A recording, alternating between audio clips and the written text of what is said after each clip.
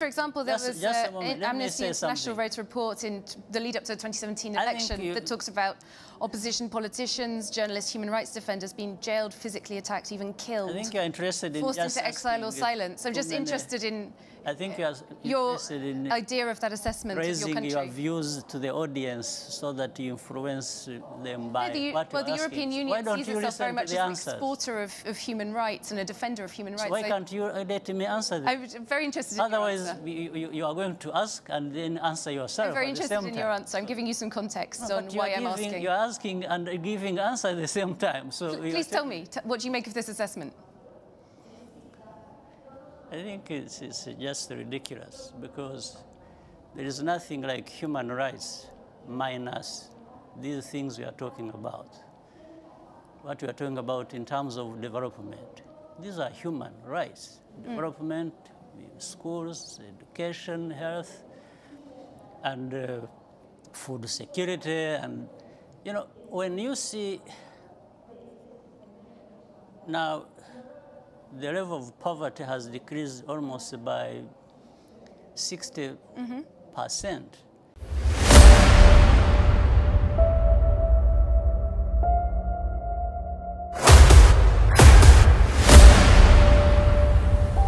This is the journey to one Africa. President Kagame, your country has received a lot of foreign aid, particularly, of course, to help it move on from the 1994 genocide. It's obviously a big question, but what broadly has foreign development brought to Rwanda? Foreign development has brought many things to Rwanda. In fact, from the time of humanitarian emergency situation, they filled that huge gap that was there with what could address those emergencies. And alongside that, and after we had gone through the emergency situation, a lot of assistance came in for our development. And development in this case is a responsibility of two sides. One is we ourselves, the recipient side, but also the donors. And we all come together to make sure that we address the poverty that is experienced, or was experienced in my country, but experienced across our continent. And on our side, we've really got to make sure that we put the right infrastructure in place to actually utilize this assistance that comes our way to make the impact on the ground, to enable the country to grow its economy, to also make that growth inclusive, and continue the partnership between the recipient and the donor countries is extremely important. And we have to be looking at not just the volume of what is flowing, but also the quality of the outcomes.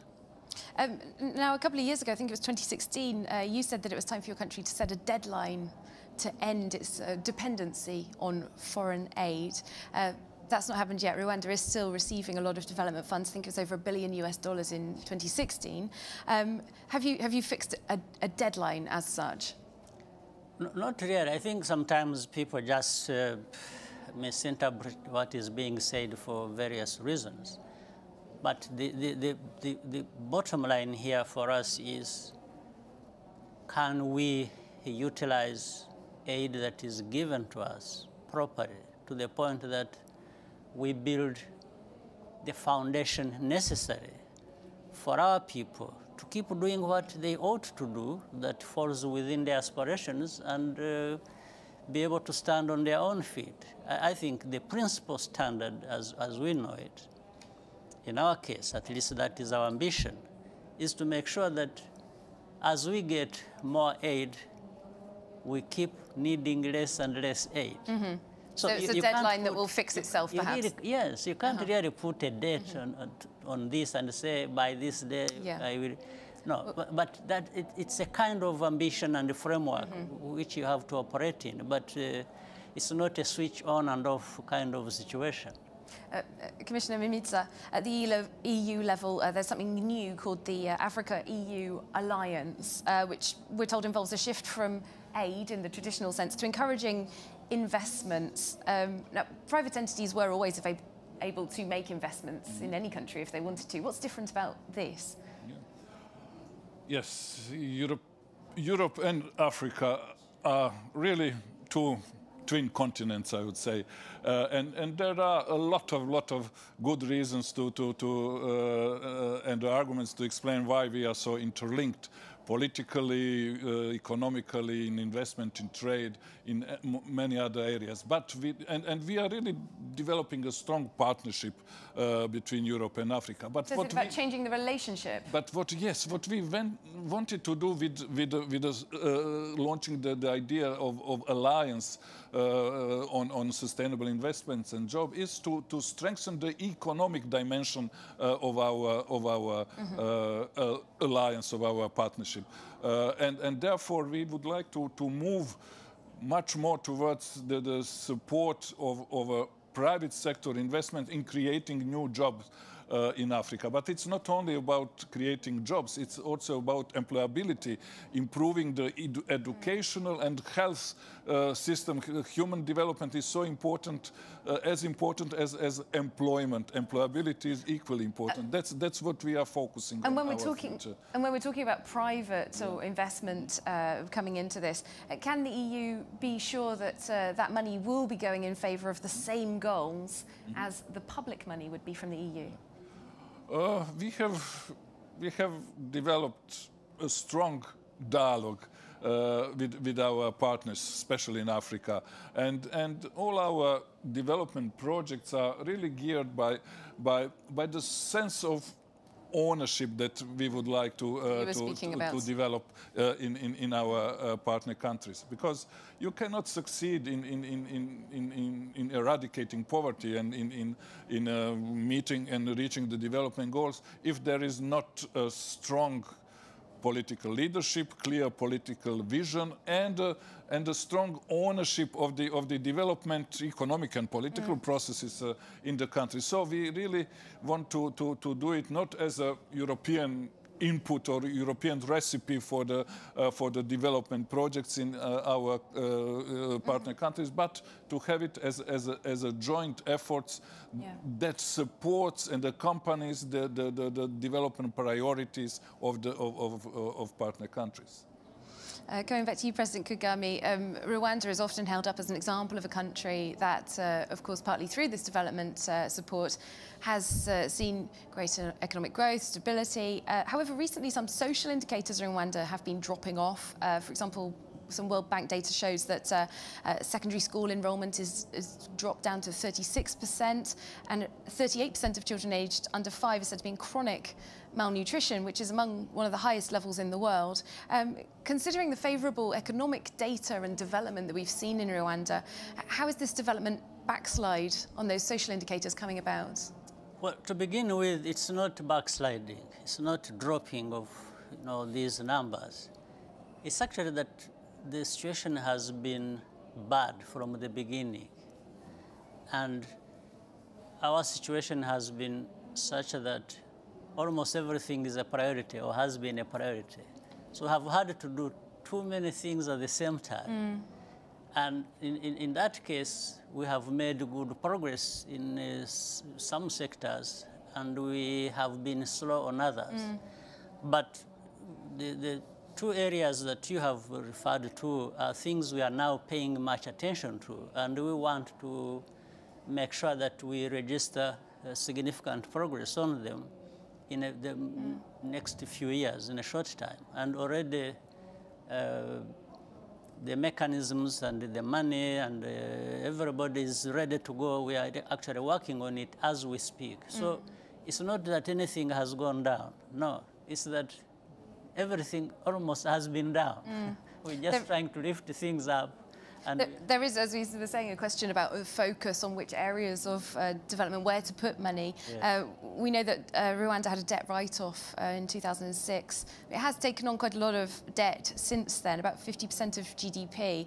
And there are some major public investments based on this borrowed money that have been questioned, such as investments in Rwanda Air, which has a $50 million annual deficit, or perhaps a £30 million sponsorship deal with Arsenal Football Club for Visit Rwanda. Just in light of this sort of acknowledgement of the development needs in Rwanda, is your government perhaps due a rethink on where it's spending this borrowed money on these projects that perhaps it's hard to see where the benefits are for the people of Rwanda? No, I think there are people who don't invest their time in reading what is happening. In Rwanda, there is no such a problem. One, I have to inform you that our borrowing capacity is actually still huge. It's not at 50%, as you say, it's actually about 32%. So we still have that gap of about 18%. But it's not about how much the country's borrowing, it's about where the borrowed money is being put. That's what I'm saying. But I'm starting with that because you are the one who brought up the issue of the debt. But going to specific areas, if you look at, for example, how much ground we have covered in ensuring that the country is food secure.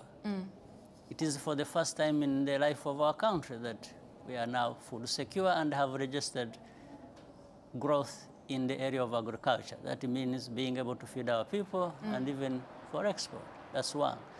If you look at how much we spend in our national budget on health, by the way, the health outcomes are the best in terms of where we have been and where we are.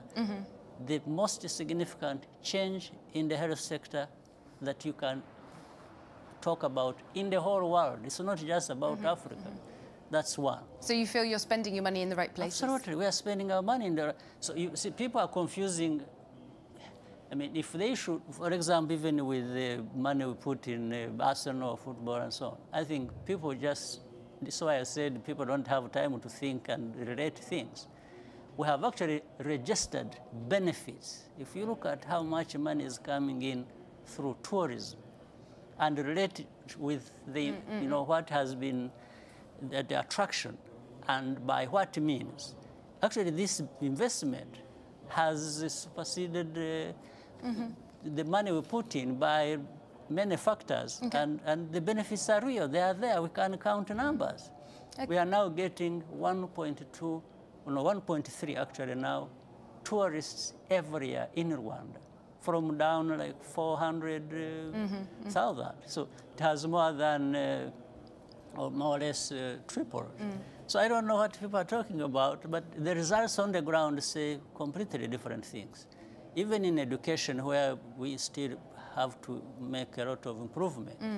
In fact, the access that we have in Rwanda to education by our people is the highest in sub-Saharan Africa. But improving secondary school enrollment, for example, is that a goal for you? Now we are, absolutely. Now we are working on the quality of that education, because education is not just about access, it's also about quality. That's what we are working on. And we are putting money where that is going to be significantly improved. We're looking at, of course, you know, there are many sort of those on-the-ground aspects we can look at in the economy, but a more kind of overarching aspect, one of the UN Sustainable Development Goals, you mentioned there are 17 of them. One of them is promoting peace, which of course has returned to Rwanda, as we've seen, justice for all and strong institutions. Now, on that second point, justice for all, you know, it seems to demand that a country's human rights record be examined. Commissioner Mimitsa, the EU annual report on human rights for 2018, focusing on Rwanda, said that there are continued reports of serious violations of civil and political rights. How much is that a concern for you when it comes to providing development, funding and investment? Actually, European development policy is very much rights-based policy or human rights-based policy, and we accompany all of our development projects with a strong policy dialogue with and political dialogue with our partner countries. So human rights, rule of law, good governance, democratic values are part of our policy dialogue, political dialogue with partner countries. But we do not, of course, have a direct conditionality link.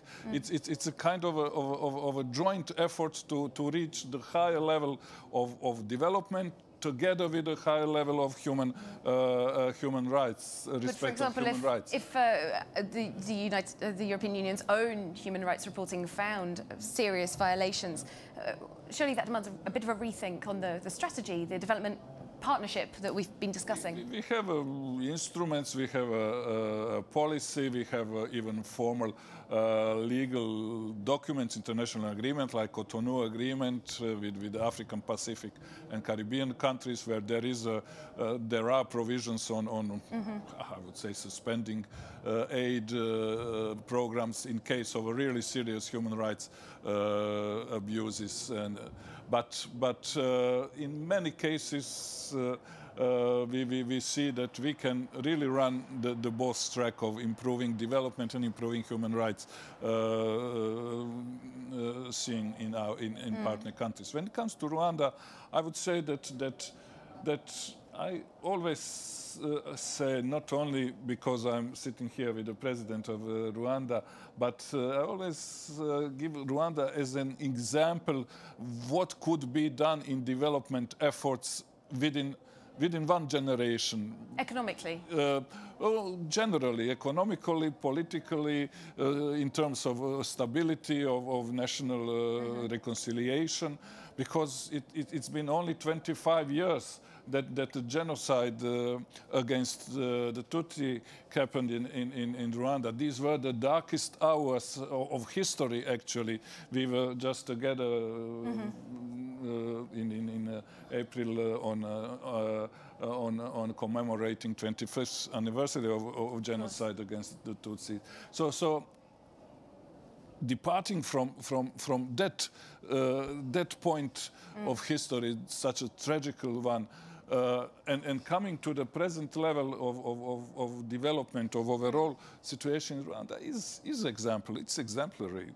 Let me say something to that, because I think this kind of discussion, which has gone on for a very long time around, sounds a bit cynical in a sense. In fact, it's like the tragic situation of 1994 isn't considered even a violation of human rights. It has now gone into the background. Those who are responsible for it, those who are associated with it, are now talking about something else. According to them, the situation in Rwanda is that of human rights violation, even more than that tragic situation. I think that's what we are talking about. So, well, just for example, there was an Amnesty International wrote a report in the lead up to the 2017 election that talks about opposition politicians, journalists, human rights defenders being jailed, physically attacked, even killed. I think you're interested in forced into exile or silence. I'm just interested in your idea of that assessment of your country. Raising your views to the audience so that you influence them by what well, the European Union sees itself very much as an exporter of human rights and a defender of human rights. So why can't you let me answer this? I'm very interested in Otherwise, your answer. you are going to ask and then answer yourself. I'm very interested in your answer. I'm giving you some context on why I'm asking. You're asking and giving answer at the same time. So please tell me, what do you make of this assessment? I think it's just ridiculous, because there is nothing like human rights minus these things we are talking about. What we are talking about in terms of development. These are human rights. Development, schools, education, health, and food security. And, you know, when you see now, the level of poverty has decreased almost by 60%.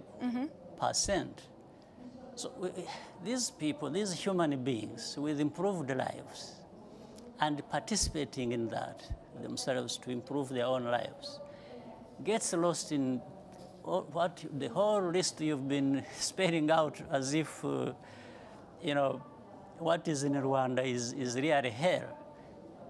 In fact, forgetting the hell that we have gone through, that we stood against and sorted out when you were there just talking about more or less nonsense, because do you reject the accusations, for example, from it's Amnesty rubbish, International? absolute rubbish. You reject Rwanda that? is completely different from what it was 25 years ago. In fact, maybe you need to be looking around in Europe. You are violating people's rights.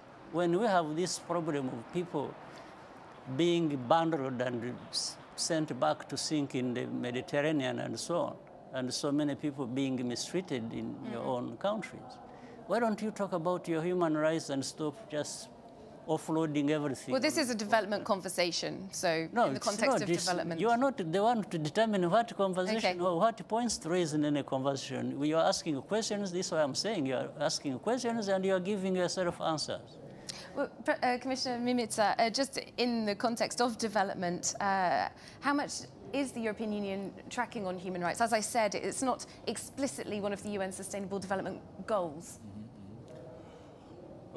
Yeah, one of the last 17th development goals is about peaceful societies, stable societies, which includes also the respect of all of human rights, of all of the democratic values, rules of law. So therefore, we really, as I tried to explain, we have this comprehensive approach where we would like to discuss, to talk to our partner countries on all levels of political dialogues. Yes, human rights, respect of human rights is part of this political dialogue, but our development cooperation is a part of our overall partnership with each and every country. So it should be taken together, and we are doing it together in a dialogue, in a conversation, in a very open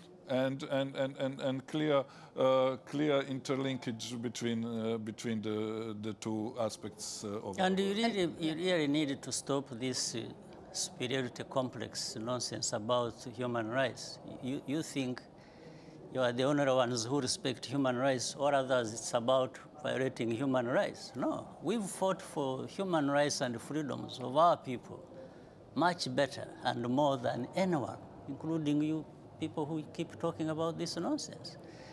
Where we have taken our country from and where it is now speaks for itself. The rest of the stories just comes from this complex. You know, these two worlds where there are people who know everything about human rights and all kinds of things, and another world where people are just people who don't know. But these are our human rights. It's not, when we respect the things we respect in our countries, it's not for you, it's not for anybody else, it's for ourselves. Is it not so a universal you don't sit right? there. Yes, it is universal, but you don't sit there. If it is universal and you believe it, then you don't become the judge yourself. You don't start telling the others what to do, what they should not to do, or that what they are doing is not to your satisfaction. Who are you? Well, I'm not sure if we're talking about me personally. Well, you are the one actually raising these questions. So I think you better interpret it properly so that it is well understood. Okay. I could see you asking questions in a manner that you want to influence the ones listening to us. But that's not correct. Okay. Yeah. I'm raising it once again in the context of the United Nations Development Goals. No, United Nations is us. You see, United Nations is not something alien somewhere else. Yeah. It's actually us. We participate. And the framework for this entire development. And by the way, I had been leading the Millennium Development Goals before Sustainable Development Goals. I was the co-chair of that, with other leaders and some of the leaders in Europe.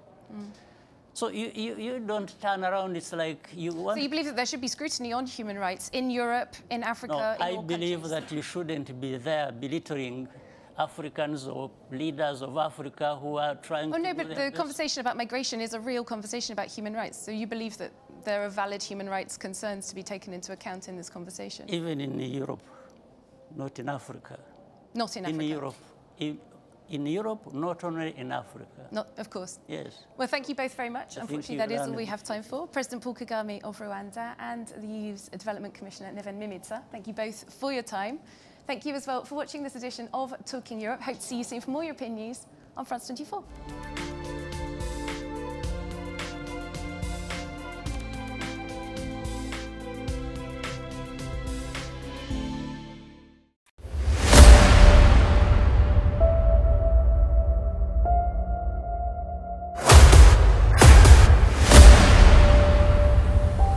This is the journey to One Africa.